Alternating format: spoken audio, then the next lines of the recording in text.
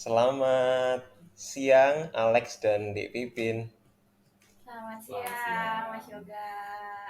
Ya, terima kasih waktunya siang ini di hari Minggu untuk kita berbincang. Nanti kita akan ngomong banyak tentu tentang eh, kewirausahaan anak muda gitu ya. Eh, jadi teman-teman yang mendengarkan ini channel Klaten Muda ini eh, yang sekarang di depan saya berdua ini sebenarnya adalah sepupu saya. Jadi Dek Pipin itu adalah sepupu saya dan Alex adalah suaminya. Mungkin boleh perkenalan singkat Alex dan Dek Pipin. Silahkan. Oke, halo semua, aku Agatha. Aku seorang ibu rumah tangga merangkap punya usaha. Jadi aku sekaligus sebagai wirausaha dan di sebelahku ini suamiku Alexander yang aku nikahi di tahun 2018. Iya. 3 tahun Sehari-harinya lalu. saya masih Iya, betul. 3 tahun lalu. Sehari-harinya untuk Agatha udah full time di bisnis kita. Sementara kalau saya masih bekerja di perusahaan. Ya, biar teman-teman nanti nggak bingung karena saya biasanya sebagai kita punya nama kecil gitu ya. Dulu kalau dipanggil eh, Pipin, tapi itu nanti jadi bingung nanti. Jadi kita panggilnya eh, Agatha. Alex dan Agatha gitu ya. Ya, Oke, nah mereka berdua ini adalah owner dan co-founder dari sebuah bisnis. Sebenarnya bukan hanya fashion ya, perlengkapan perlengkapan bayi ya. Ada di belakangnya juga ada produknya tuh kelihatan. Namanya Baby Giggles. Kalau di search di internet nama Instagramnya apa? babygiggles.id. Babygiggles.id. Ya, Giggles.id. Ya. ya. Nah, kenapa kok saya ingin mengobrol dengan eh, mereka berdua, sebenarnya teman-teman, karena mereka berdua ini sebenarnya ada hubungannya dengan Klaten juga meskipun eh, Alex besar di mana? Purworejo. Purworejo. Purworejo dan adik saya Agatha ini besarnya di seluruh Indonesia. Hmm, Jadi dia pindah-pindah. ya, tapi orang tuanya, ibunya Agatha adalah seorang Klaten yang sekarang juga tinggal di Klaten, gitu ya. Mungkin boleh diceritain sedikit mengenai background pendidikannya dulu dan gimana mungkin sedikit gimana bisa ketemu nih gitu. Oke, kamu dulu deh. Alex dulu Ya, ya. saya punya background pendidikan di farmasi dari salah Farmasi, satu kampus negeri di Bandung. Terus eh, istri saya teknik pangan teknik Iya, di pangan UGM. Ya. di Jogja. iya, kita ketemu tahun 2016 di Tinder. Jadi lewat aplikasi jodoh itu, aplikasi pencarian jodoh. Kok ya ndelalah ketemunya di situ gitu. Terus lanjut lamaran dan akhirnya nikah di Sampai 2018. menikah. Sekarang udah punya 1 anak gitu. Ya. Dan sekarang kalau nggak salah sedang waktu-waktunya ulang tahunnya eh, Baby Giggles ya. Iya, iya. Betul. Jadi bulan Juli akhir ini uh, ulang tahunnya Baby Giggles yang kedua tahun ini. Gitu. Oke, ya.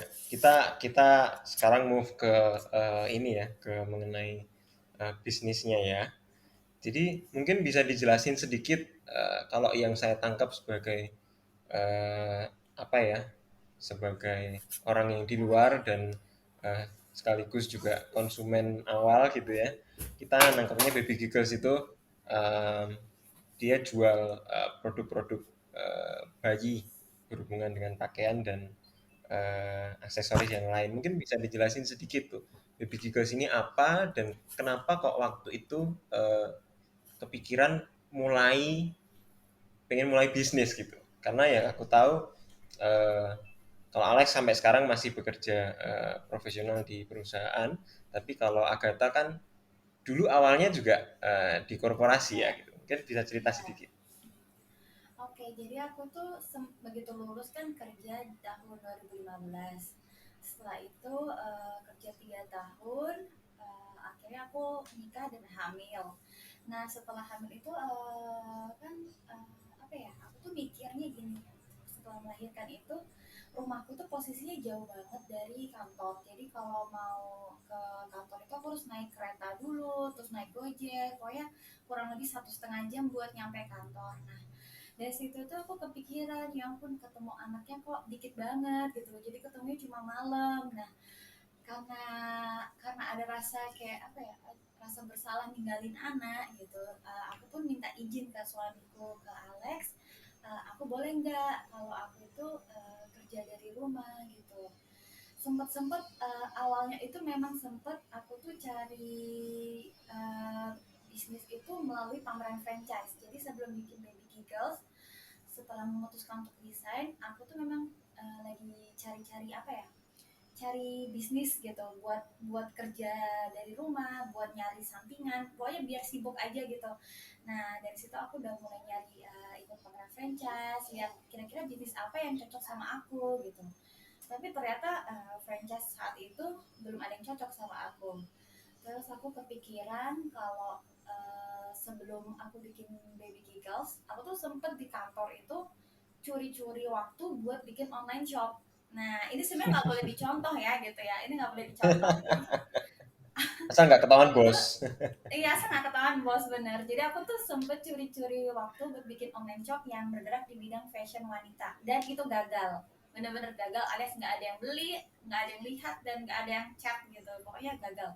Tapi dari situ aku jadi punya bekal gitu. Terus aku kepikiran, oh aku punya anak dan aku tuh suka baju-baju. Kalau di luar negeri itu waktu itu trennya adalah earth tone. Jadi baju-baju dengan tone yang coklat, merah, pokoknya yang kayak gitu-gitu tuh lagi ngetren di Earth luar negeri. maksudnya bumi ya, kayak Ya warna-warna bumi gitu warna-warna ya, bumi, warna. warna tanah, warna apa gitu. Hmm. Nah dari situ aku lihat peluang karena di Indonesia ini baru ada 1 sampai 2 merek yang bajunya itu kayak di luar negeri, tapi itu benar-benar produk lokal.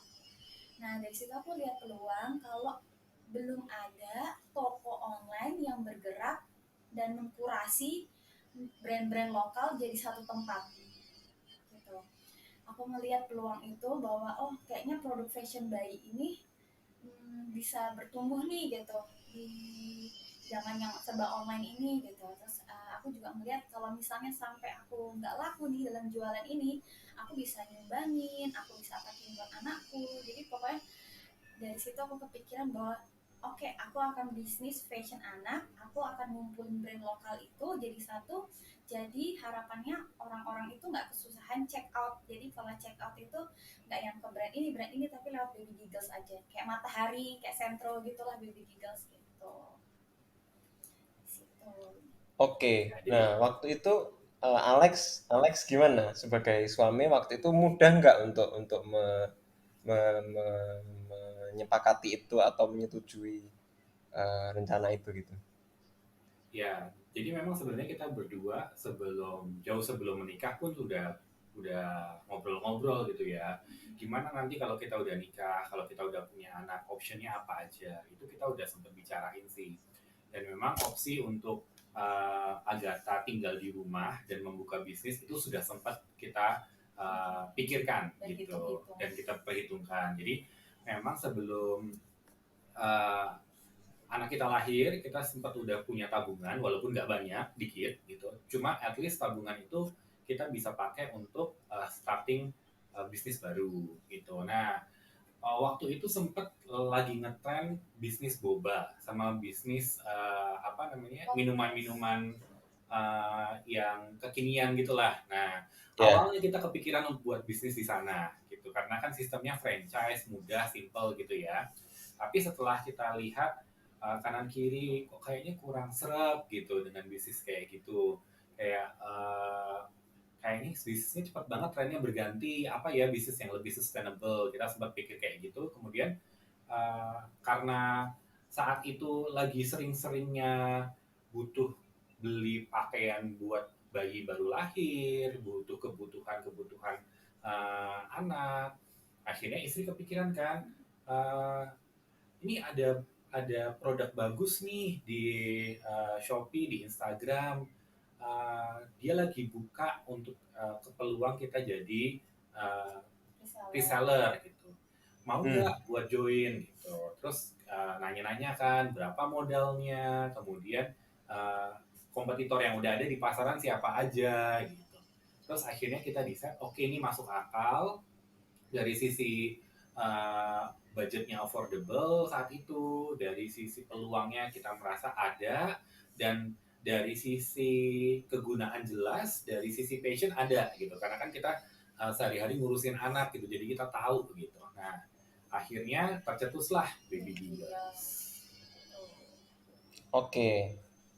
Nah, kalau kita mundur sedikit tadi ke awal-awal keputusan mau memulai bisnis ya. Tadi kan sempat mencari beberapa bentuk kira-kira yang cocok gitu ya.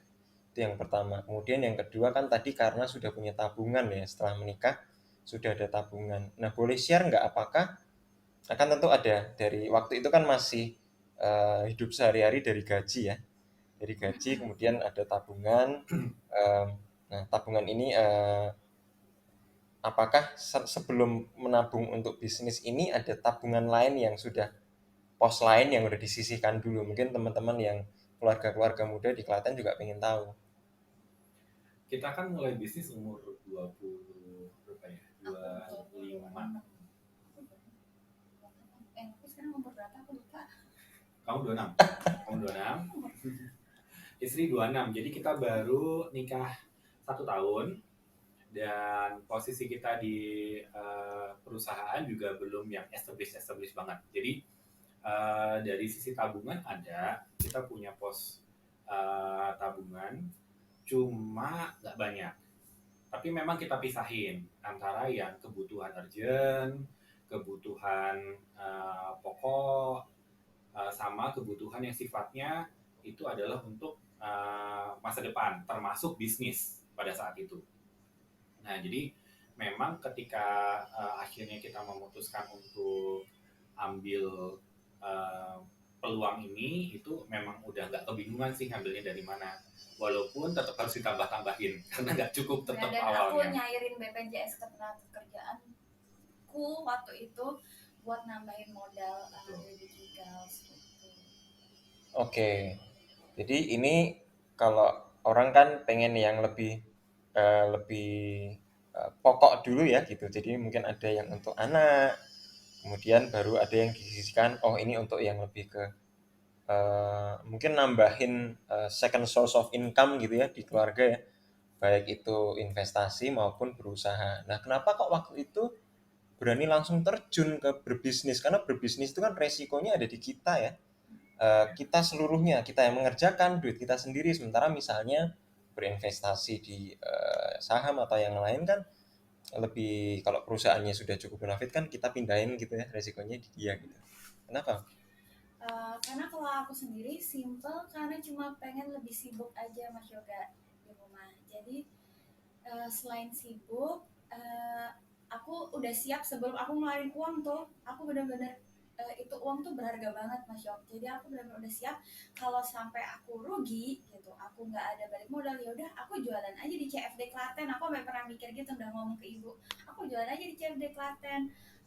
Terus sisanya aku sumbangin aja ke panti asuhan gitu, udah malah jadi berkat. Nah aku dari situ jadi bener-bener legowo banget, ya udah kalau nggak laku ya udah aku tinggal pakai opsiku yang tadi, kalau laku ya puji Tuhan gitu Mas Yoga. Jadi bener-bener nggak ada beban sama sekali gitu ngeluarin Nothing modal tulus ya. awal-awal gitu. Iya. Jadi intinya awalnya tuh lebih ke cari kesibukan.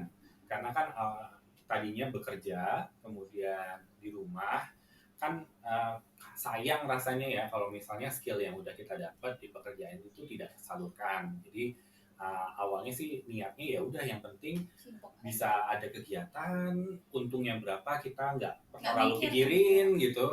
Uh, tapi sebisa mungkin ada karya yang dikerjakan di rumah. Oke. Nah, mungkin ada juga keluarga muda lain di Klaten yang kondisinya, karena kan sekarang memang lagi susah ya. Jadi industri besar itu tidak banyak di Klaten, dengan industri yang sedikit pun itu banyak juga yang udah lay off karyawan. Kemudian mereka yang berwirausaha pun eh, mungkin sektor bisnis mereka juga sedang lesu gitu ya. Jadi mereka juga lagi mencari mesti bisnis apa lagi dengan modal yang masih ada, dengan uang yang mereka masih ada. Jadi ada yang mereka yang situasinya lebih less stabil gitu, lebih nggak stabil dibandingkan misalnya dengan keluarga Alex yang memang Alex juga masih bekerja sampai sekarang gitu ya. Nah, untuk situasi yang seperti itu gimana sih tips kalian berdua gitu? Jadi memang um, bisnis bukan untuk bisnis keluarga dari rumah dengan modal yang masih ada gitu ya, bukan untuk pertama-tama bukan untuk cari kesibukan ya, tapi untuk survival. Itu Ya. tipsnya gimana kalau situasinya seperti itu? Oke, mungkin yang pertama kali harus dilakukan itu kita perlu rembugan dan ngitung. Artinya ketika kita udah menjadi keluarga, kemudian kita punya source of income yang mungkin nggak banyak, kita perlu melakukan prioritisasi. Apa sih prioritasnya sekarang? Apakah prioritasnya itu survival, bertahan hidup, atau kita masih punya uang lebih untuk melakukan sesuatu? Nah, itu perlu benar-benar didiskusikan berdua. Kalau kesimpulannya adalah, oh kita harus bertahan nih dengan budget yang ada, saran saya, yang namanya bisnis, yang namanya investasi, itu nanti dulu. Bertahan dulu. Itu yang penting. Kemudian setelah kita bisa bertahan, kita menyesuaikan diri dengan keadaan, mungkin dari sisi pengeluaran yang sifatnya domestik kita bisa kurangi, makan kita Ya, nggak banyak-banyak, ibaratnya gitu ya. Terus kita sudah ya, bisa mulai menyisihkan uang, nah baru kita berpikir. Ya pertama kita harus rembukan lah si uang yang kita punya ini, kalau misalnya kita sudah bisa berhasil menyisakan, misalnya untuk apa? Untuk apanya ada dua pilihan kan, kayak tadi Yoga sampaikan. Yang pertama, sesuatu yang resikonya kecil tapi returnnya jangka panjang, atau kita mau lebih yang resikonya besar, peluang untuk returnnya cepat juga lebih besar. Nah itu juga disesuaikan dengan selera masing-masing. Kalau sudah sampai pada kesimpulan bahwa oke okay, kita mau coba yang resikonya besar, tapi chance untuk mendapatkan keuntungan juga lebih cepat, lebih besar. Oke, okay, dan barulah lebih kita lebih lebih lebih dekat, lebih sekarang ya, bukan yang besok-besok betul, gitu. betul, betul. Nah, barulah kita menentukan, oke, okay, berarti ini kan bisnis nih, bisnisnya apa? Nah, kalau saran saya, kalau dalam kondisi mungkin sekarang tidak terlalu ideal lah ya untuk memulai usaha baru. Gitu. Coba pikirkan usaha yang kira-kira sustainable. Yang artinya dengan kondisi saat ini itu cocok dan ke depan itu masih punya peluang untuk berkembang. Kalau kalau misalnya kita melihat tentu saja juga disesuaikan dengan skill dan kemampuan yang ada ya. Kalau misalnya kita punya skill, punya kemampuan di bidang masak, ya kita perlu cari tahu misalnya makanan apa yang kira-kira saat ini punya peluang untuk tumbuh, terus ke depan juga masih bisa berkembang dan sistem penjualannya, pemasarannya apa yang bisa sustainable. Gitu. Kalau saat ini berarti kita harus mikirin gimana caranya jangan mengandalkan offline, tapi online dulu gitu. Terus apa lagi ya kira-kira ya Ya, tipsnya ya? tipsnya itu sebenarnya kalau menurut aku berdasarkan pengalaman, sebelum Baby Giggles itu aku banyak sekali membuat bisnis, nggak cuma satu dua, dan itu tanpa modal. Dan itu semua aku kerjakan hanya via internet.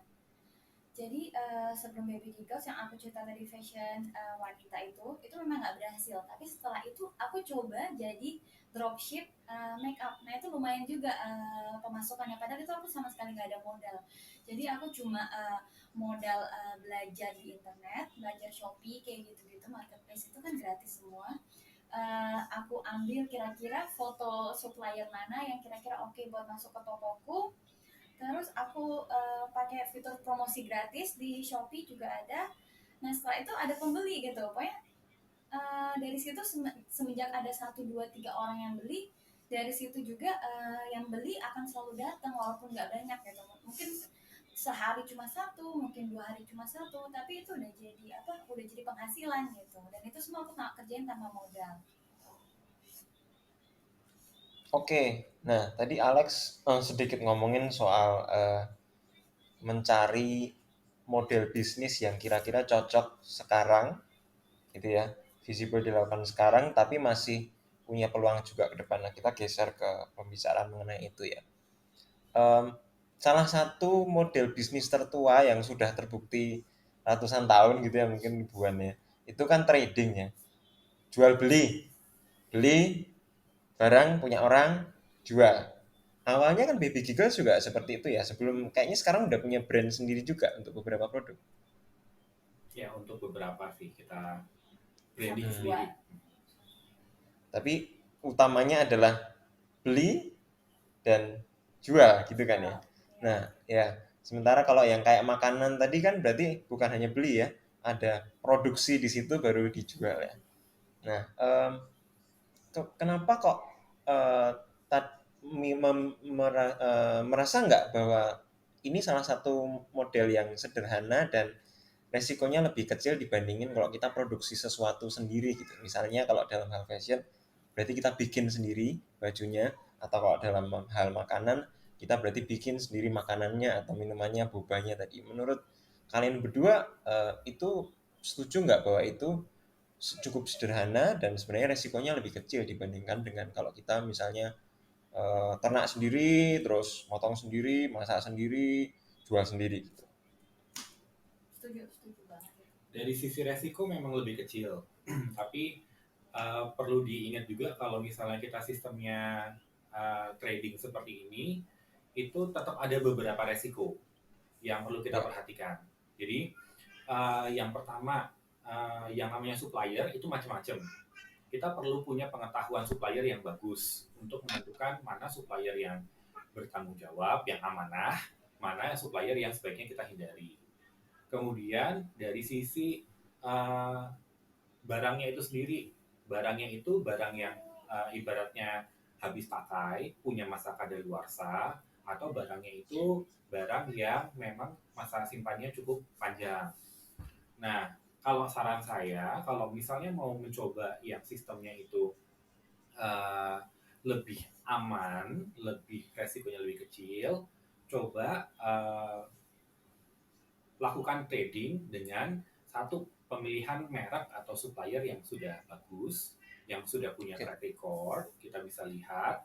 Kemudian yang kedua, coba barang-barang yang sifatnya itu tidak punya masa kadaluarsa. Itu akan lebih apa ya, resikonya akan lebih kecil. Cuma biasanya kalau kita stok barang-barang yang sifatnya itu dia sudah punya nama, akan ada minimal pesanan yang perlu kita pertimbangkan gitu, karena mereka biasanya tidak mau jual eceran gitu. Oke, jadi tipsnya tadi memang kalau trading itu secara resiko lebih kecil ya, karena itu brandnya bukan punya kita, kita tidak punya fasilitas produksinya ya, tapi kita hanya bukan hanya sih sebenarnya kita yang create demand dan sebenarnya marketing juga ya. Agatha kan juga Ya, sebenarnya Baby Giggles ini bukan hanya cuman tempat orang beli, tapi sebenarnya marketingnya itu yang kunci juga di situ ya. Mungkin boleh share. betul. Nah, karena kita karena kita jual barang orang, uh, otomatis yang namanya saingan itu banyak sekali, sangat banyak. Nah, kita harus mencari cara untuk membuat audiens kita itu punya kelekatan dengan Baby Giggles. Mereka tahu Baby Giggles itu apa, bedanya apa dengan kompetitor yang lain, value-nya apa. Nah, itu yang punya peran besar untuk membuat Baby Giggles seperti itu adalah istri saya. Itu nanti mungkin bisa cerita lebih panjang. Ya, mungkin dari sisi itu tadi, mungkin Agatha bisa cerita dari sisi kan ini barangnya kan dijual juga oleh brand itu. oleh reseller yang lain ya kan, karena Iya, iya, brand ownernya pasti pengen punya banyak seller ya kan. pasti. Nah tapi yang membedakan kalau bisnis online kan salah satunya ya dari strategi marketingnya dan juga dari sisi servisnya ya. Dari Iya, sisi betul. servis termasuk misalnya packagingnya seperti apa, itu kan orang terutama untuk fashion kan penting sekali ya gitu. Mungkin bisa share, saya sih tahu dari hari ke hari gitu gimana Agatha dan Baby Gigglesnya itu struggling untuk memenuhi demand dengan yang semakin besar tapi dengan standar kualitas servis yang kalau bisa tidak turun gitu. Gimana itu suka dukanya untuk karena itu unique selling point-nya kan di situ Baby Giggles kan. Iya, eh, kalau yang apa ya? Kalau bisa dibilang apa sih yang bikin Baby Giggles itu berbeda dari kompetitor lainnya, dari brand-brand lainnya? Eh, yang satu yang jelas itu adalah semua produk yang aku stok, yang aku pilih itu adalah produk yang benar-benar aku suka. Jadi ada produk yang dia ngetren nih, jadi reseller lain ambil gitu. Tapi aku nggak suka secara pribadi gitu. Aku melihat kalau oh kayaknya aku nggak terlalu suka nih sama produk ini. Itu pun aku nggak ambil gitu. Jadi aku punya value bahwa produk-produk itu semuanya udah aku kurasi, jadi udah aku pilih mana yang kualitasnya bagus, mana yang modelnya bagus, mana yang harganya juga bagus gitu. Jadi itu salah satu poin penting kenapa Baby Giggles itu bisa beda dari yang lain. Hmm. Setelah itu juga aku itu juga detail banget kalau soal packaging. Jadi bener-bener dari awal sampai akhir sampai sekarang udah punya admin pun aku selalu kejar mereka. Pokoknya yang penting itu rapi, rapi, rapi dan jangan salah gitu. Kalaupun sampai salah gitu, aku berani garanti kalau semua yang salah itu pasti akan diretur oleh Baby Giggles dan diganti dengan yang baru sesuai dengan pesanan. Jadi aku juga berkali-kali bilang di Shopee, di marketplace tempat aku jualan, kalau belanja di Baby Giggles itu tenang aja karena kalau kita yang salah kita pasti 100% bertanggung jawab gitu. Nah dari situ mungkin itu bisa jadi salah satu perbedaan antara Baby Giggles dengan yang lain selain dari segi marketingnya gitu.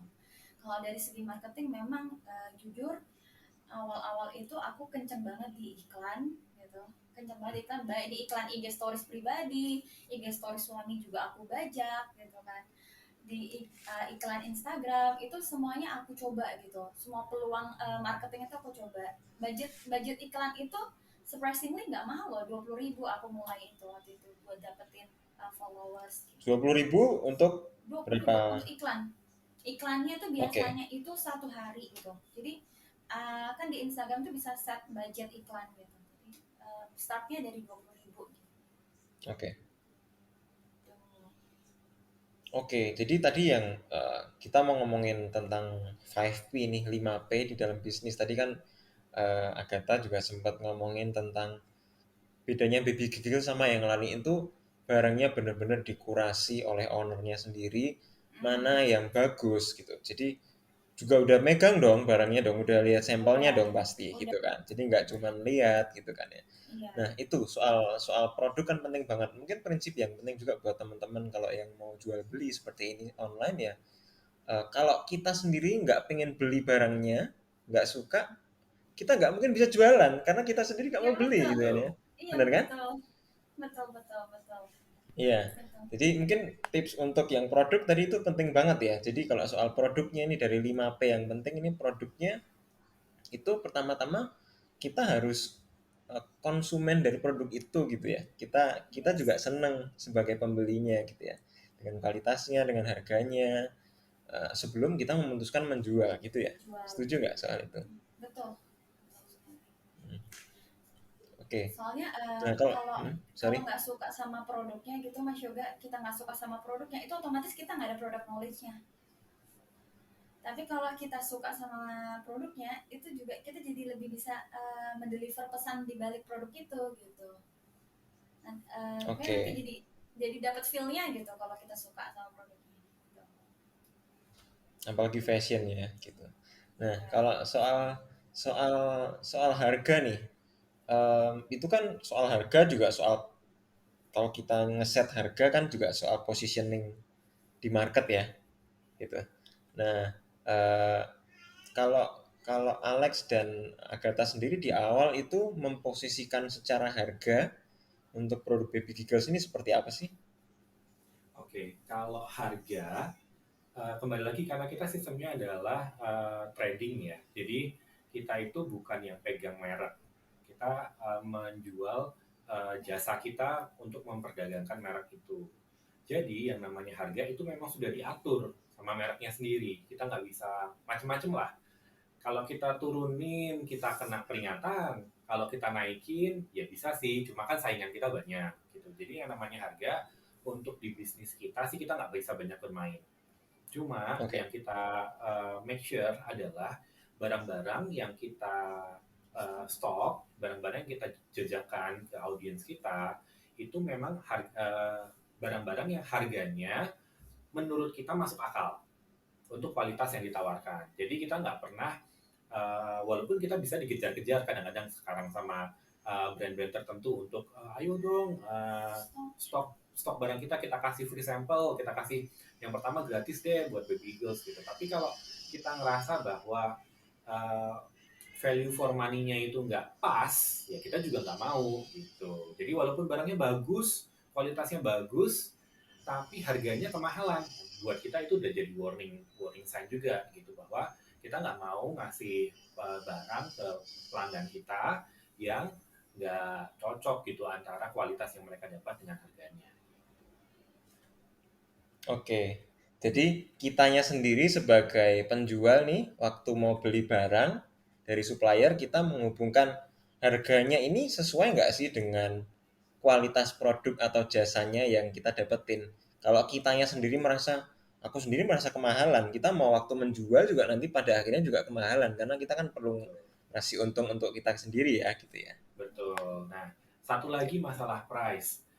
Kalau misalnya kita menjual sesuatu, tadi kan kalau kita nggak boleh lebih turun ya dibandingin standar ya.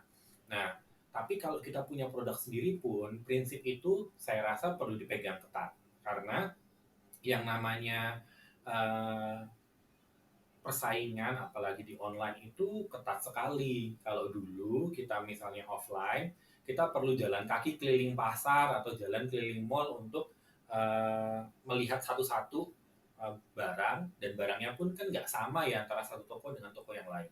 Kalau sekarang yang namanya online itu mudah sekali, kita tinggal search nama barangnya, semua pilihan ada gitu. Nah, terus jangan sampai dengan kita menurunkan harga, memicu orang lain untuk menurunkan harga juga. Itu nantinya jadinya perang harga. Ujung-ujungnya kita nggak bisa memberikan pelayanan yang bagus ke customer hanya demi mengorbankan harga. Ntar lama-lama juga dari sisi pasarnya itu sendiri malah jadi makin jelek, prospeknya malah jadi bukannya makin naik, tapi makin turun karena orang-orang banting-bantingan harga, kualitas makin turun, ujung-ujungnya customer lama-lama nggak mau beli. Iya, pada akhirnya semuanya dirugikan ya. Betul. Ya. Oke. Nah, tadi kan harga kalau dari supplier itu mereka biasanya punya suggested selling price atau suggested retail price gitu ya, SRP. Nah, itu kan mereka pakainya kalau suppliernya Baby Giggles pakainya range atau udah angkanya harus gini gitu. Udah langsung SRP-nya, angkanya minimal Oh, sekian. sekian rupiah gitu ya langsung ya. Nggak Ya, boleh lebih sekian rendah rupiah. dari itu gitu ya. Boleh Oke. lebih, nggak boleh Nah, kurang. nggak boleh kurang ya. Nah, itu terus kan tapi kan boleh melakukan promosi. Boleh, Boleh. boleh. Ya, lagi sale gitu ya yang biasa di Shopee segala macam gitu. Nah, itu boleh cerita nggak tentang promosinya? Kita beralih ke promosi ini sekarang. Kalau kalau bisnis online itu promosinya bisa dengan cara apa saja dan dengan media apa saja sih? Oke, kalau bisnis online itu menurutku yang paling penting itu adalah iklan. Iklan Iklan. itu bisa di marketplace, bisa di Sosial sosial media. media, ada yang berbayar, ada yang gratis gitu. Kalau pakai website bisa pakai Google Ads. Ya pokoknya ada yang berbayar, ada yang gratis gitu. Kalau yang Instagram misalnya nih, selama ini yang aku lakuin itu adalah eh, cara bayarnya tentu iklan. Kalau yang gratisnya aku awal-awal bikin Baby Giggles itu aku door to door ngetok satu-satu DM selebgram. Aku bilang, aku kenalin diri kalau aku Agatha, aku punya Baby Giggles. Kalau intinya kalau misalnya kalian tertarik, feel free buat hubungi aku dan aku akan berikan free produk. Dari banyak sekali DM ke selebgram itu ada pasti satu dua tiga yang nyangkut gitu, satu dua Rasionya tiga. berapa? Berapa DM, berapa yang nyangkut? Wah, Waduh, rasionya pokoknya kecil. kecil banget. Biar orang nggak menyerah di DM ke 10 gitu. DM 10 belum tentu dibalas 10 Belum 10-nya, dapat ya. belum tentu. Jadi itu kayak itu Oke. ada faktor keberuntungan deh kayaknya kalau itu. Jadi ada satu waktu itu titik baliknya ketika ada satu selebgram yang akhirnya balas dan mau dikirimin free produk.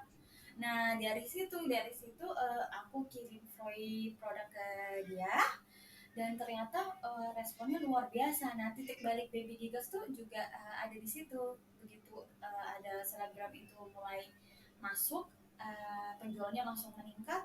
Aku juga mau nggak mau harus keep it up gitu, harus kejar terus. Oh ternyata banyak banget yang kenal Baby Giggles gitu sekarang gitu. Itu kalau yang versi gratis dari sosial media. Kalau dari Shopee itu sendiri dari marketplace, sebenarnya marketplace itu aku 1 tahun itu nggak pernah iklan sama sekali, jadi semuanya organik. Di sistemnya Hmm. marketplace itu kan semakin banyak kamu lihat produk itu semakin naik paling atas posisinya. Jadi dari situ intinya balik lagi, aku memanfaatkan fitur promosi gratis yang diadakan oleh marketplace, terus aku kejar di promosinya di sosial media biar bisa melakukan penjualan di Shopee. Dan aku juga sering promosi di IG stories pribadi buat ayo dong, apa intinya ngajak teman-teman buat beli langsung di Shopee Details gitu biar dapat traffic organik gitu. Mungkin bedanya yang sangat ketara antara Baby Eagle sama um, online shop reseller yang lain, itu kita punya beberapa channel dalam Penjualan. berjualan gitu. Jadi nggak cuma ngandelin satu marketplace saja gitu, tapi kita punya Instagram, kita juga bisa jualan di WA.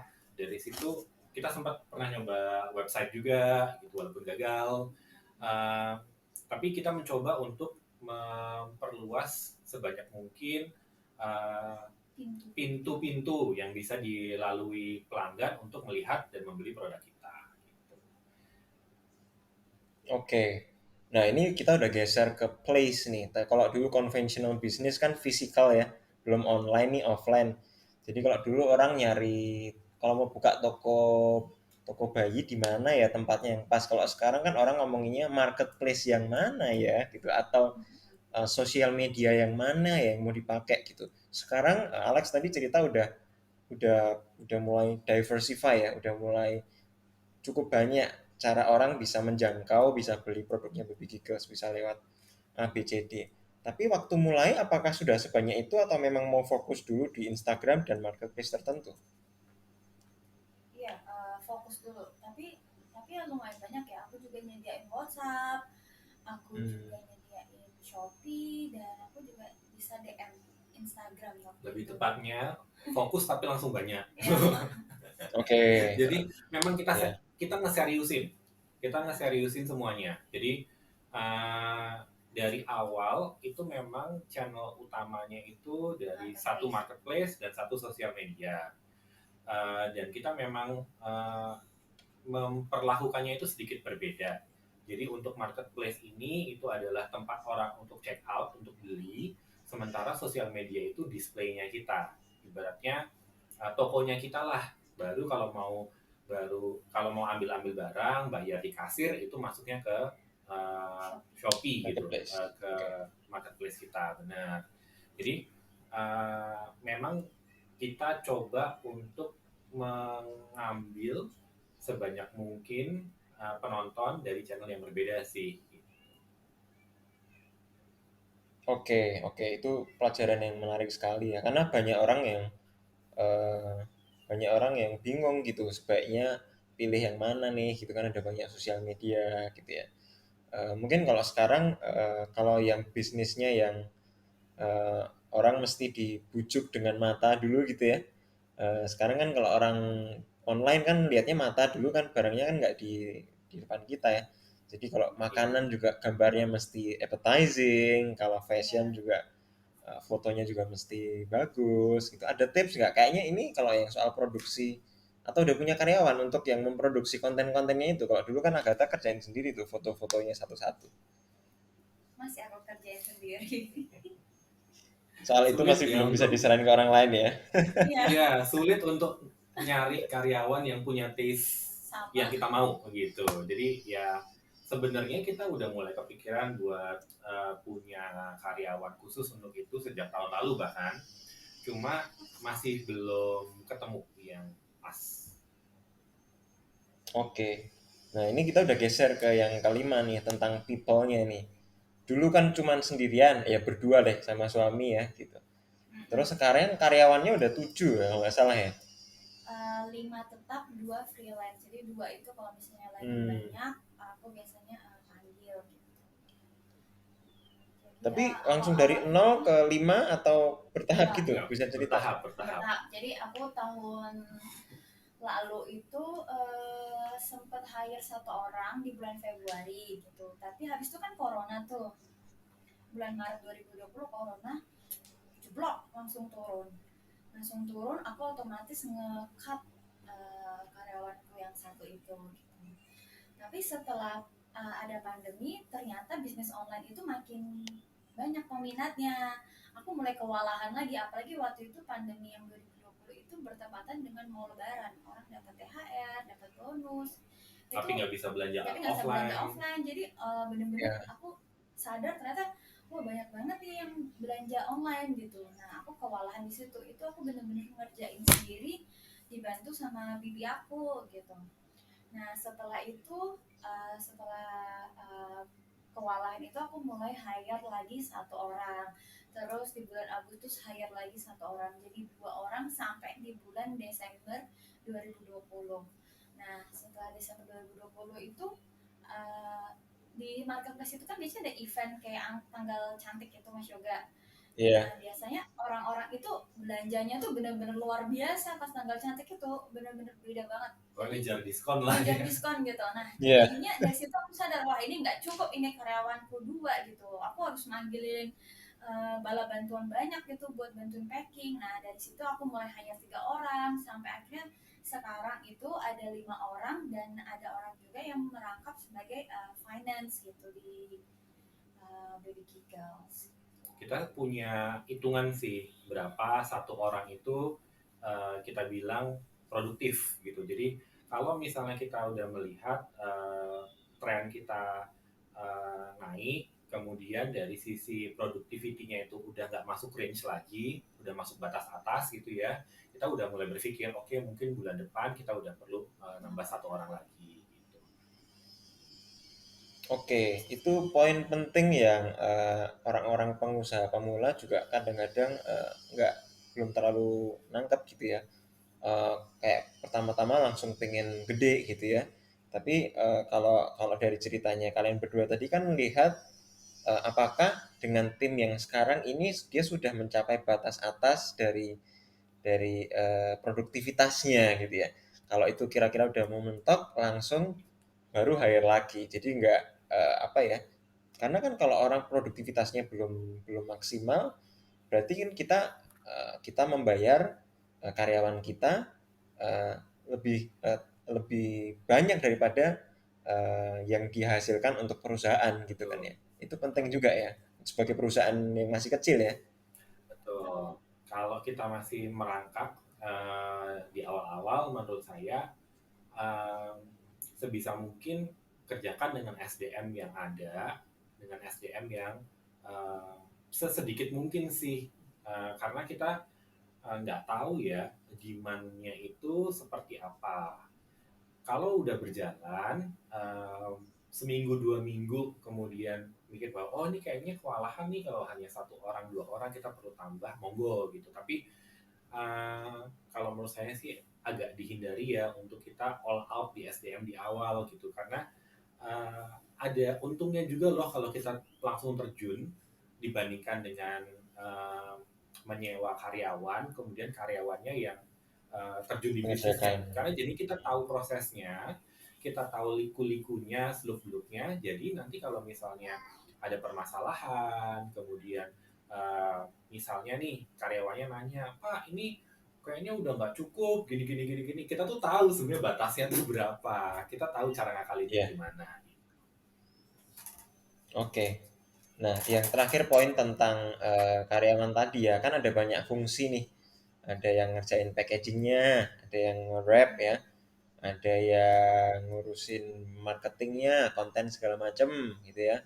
Terus ada yang ngurusin keuangannya juga. Kalau aku lihat nih dari Agatha, dia masih kekepin sampai sekarang nih yang soal konten misalnya masih belum rela ya kan ini seperti bayinya sendiri ya bisnisnya gitu kan. Ya, Itu pertama yang dilepas yang lebih less critical dulu gitu ya, yang bisa ya, diserahkan ke Betul. karyawan baru yang lebih kritikal kita kerjain sendiri dulu masih gitu ya.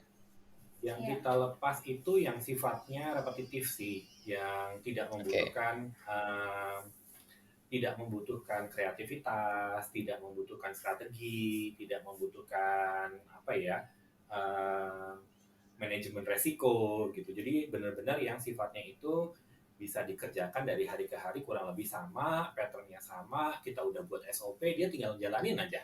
Nah, gitu. Itu Oke. yang pertama kita kasih. Kemudian lama-lama kita mulai butuh uh, mengurangi beban pikiran kita, jadi kita bisa lebih fokus ke strategi yang lebih besar gitu ya. Jadi beberapa sekarang juga kita udah kasih sifat-sifat pekerjaan yang sifatnya analitik ke uh, karyawan kita, walaupun decisionnya nanti tetap ada di kita. Gitu. Oke. Ya, itu kan soalnya gini juga ya, kalau usaha keluarga yang berdua di rumah begini ya, kan apalagi sudah ada anak ya, mesti menjaga keseimbangan nih antara fokus di bisnis, ya kan sudah mulai kelihatan ya, udah mulai ada keuntungan dari situ dan pemasukan, tapi kan juga mesti memperhatikan anak dan keluarga yang paling ya, utama gitu ya. Itu mempengaruhi pengaruh decision juga nggak untuk meng-hire orang gitu supaya kita nggak terlalu stres gitu. ya, Betul. Jadi ada beberapa pekerjaan tuh yang sifatnya um, dia itu butuh waktu, tapi sebenarnya dari sisi kritikal dia nggak terlalu kritikal gitu. Nah, jadi kita sih mencoba untuk memprioritaskan sebisa mungkin ya anak, namanya anak ya nomor satu, keluarga nomor satu. Jadi yang sifatnya pekerjaannya yang sifatnya membutuhkan waktu lama itu memang kita delegasikan seluruhnya ke karyawan. Oke. Oke, mesti ada kepercayaan juga ya berarti ya ke orang yang didelegasikan tugas itu. Oke, ya. Poin yang penting sekali. Terima kasih. Nah, ini terakhir kita pengen ngomong apa ya? Berimajinasi nih, apa ya? Ngebayangin gitu ya. Kalau kalau kita kan sebagai orang yang related ke Kota Klaten yang nggak tahu mungkin meskipun sudah pindah-pindah semasa masih kecil sampai remaja ya Agatha kan tapi tetap selalu pulang ke Klaten ya gitu. selalu Nah, ya. selalu kan ya. Setahun minimal sekali ya gitu. Apalagi sekarang kan sudah punya anak pasti kan kakek neneknya kan pasti pengen ketemu cucu gitu ya. Nah, kalau boleh minta saran nih dari kalian berdua nih, eh, apa sih yang bisa dilakukan oleh oleh stakeholder salah satunya pemerintah di Kota Klaten gitu ya untuk bisa mendukung iklim wirausaha anak muda karena kan kalau kita lihat nih posisinya strategis sekali kalau mau bisnis dropshipper mau bisnis reseller gitu ya posisinya strategis gitu ya biaya hidupnya masih murah gaji karyawan juga masih cukup rendah dibandingkan dengan Solo dan Jogja tapi lokasinya pasarnya dekat Solo Raya dekat Jogja dekat jutaan orang ada di situ. Gimana sih apa yang bisa dilakukan oleh stakeholder salah satunya pemerintah supaya bisa mendukung iklim berwirausaha mungkin bisa dari sisi pendidikannya bisa dari sisi kemudahan berbisnis ada ide apa dari kalian berdua sebagai pelaku usaha nih? Apa ya? Mungkin gini ya. Kalau kalau kita kan karena kita tuh sistemnya kan kita kita tuh kan sebagai marketing gitu ya. Kita nggak punya kemampuan produksi sampai saat ini. Iya, Nah, kita tuh sering mencari-cari produsen. produsen sebenarnya. Sering kita mencoba untuk mencari Garment. gimana kita bisa mendapatkan garmen murah, kita bisa mendapatkan konveksi Konveksi. murah, tapi berkualitas. Namun karena lagi PPKM kayak gini, lagi corona gini, kita nggak bisa traveling ke Klaten, ke luar kota.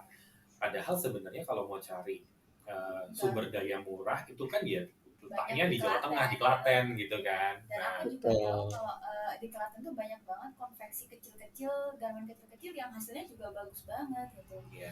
Cuma sayangnya memang karena PPKM kita juga mau menghubungi kemana itu susah, mau kontak-kontakan juga susah, jadi kayak nggak ada jalan jalan ketemunya ya. gitu. Gitu. Nah, mungkin ini Oke. sesuatu yang bisa diinisiasi sih sama stakeholder, entah bentuknya stakeholder pemerintah atau mungkin dari mungkin kalau misalnya ada yang dengar dari pemilik bisnisnya sendiri gitu. Nah, Oke.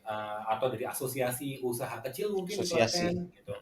Nah, kalau kami akan sangat terbantu kalau ada pameran online mungkin ya atau suatu wadah online di mana kita bisa melihat gitu apa saja sih barang atau jasa yang diperdagangkan di Klaten yang bisa kita kalau untuk baby girls bisa kita beli kita olah atau bisa menjadi rekan partner dalam produksi seperti itu. Jadi itu akan sangat membantu sekali. Saya rasa nggak cuma kami, tapi juga banyak usaha-usaha sejenis kami yang lain yang pasti akan merasakan manfaatnya. Oke, itu penting sekali berarti ya. Kalau mau kan nggak mungkin kita hubungin nih UMKM kecil-kecil produsen ya.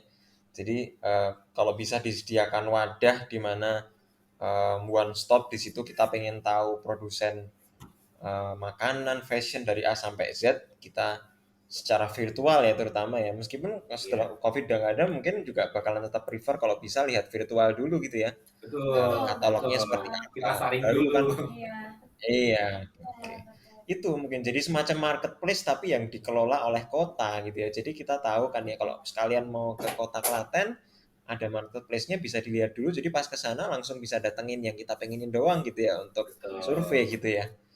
Wow, benar-benar. wow, oke, bagus banget idenya. Oke, ya.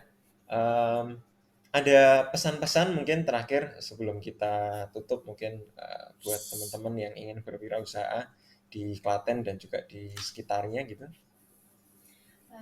Kalau dari aku intinya kalau memang teman-teman mau punya bisnis lebih baik dicoba dulu daripada ragu-ragu gitu. Itu aja sih pesanku, soalnya mau itu gagal mau itu berhasil percayalah kalau itu pasti jadi bekal buat kalian mulai bisnis kalian berikutnya. Jadi coba aja dulu karena sekarang kan gampang banget ya belajar apapun tuh bisa gitu. Percayalah kalau aku tuh juga nggak ada background bisnis sama sekali, orang tua aku nggak ada yang jualan, aku juga nggak sekolah di tempat sekolah bisnis gitu. Tapi selama kalian mau dan siap untuk melakukan bisnis gitu, percayalah pasti ada hasilnya gitu. Alex mungkin ada? Setuju banget.